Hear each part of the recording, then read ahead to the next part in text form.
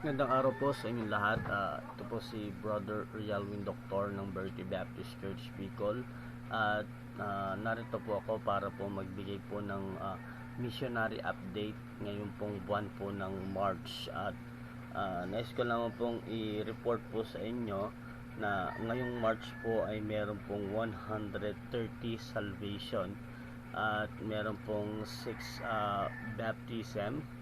At nung pong March 17 po ay nag-visit po rito si Pastor Matthew Stocky at nagkaroon kami ng para sa amin isa tong malaking attendance, 42 attendance, at dito na nga namin nakuha yung 5 baptism.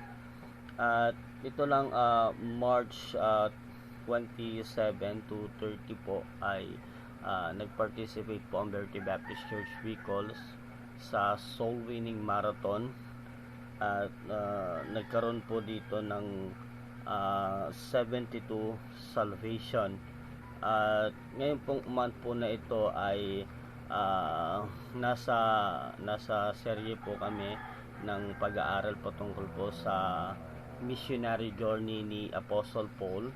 At next Sunday po or this Sunday po ay pag-aaralan po namin ng 4th missionary journey ni Apostle Paul. So sa katapusan po ng April ay maglalabas din po ako ng missionary update for the month of April. So maraming salamat po. At dagdag ko rin po nung nakaraang Sunday ay meron po akong nagawa ko po yung first baptism. Meron po kami isang baptism po at salamat po sa Panginoon. At patuloy po, maraming salamat at patuloy po na ipag-pray po ang gawain po rito sa Bicol, Tabaco City.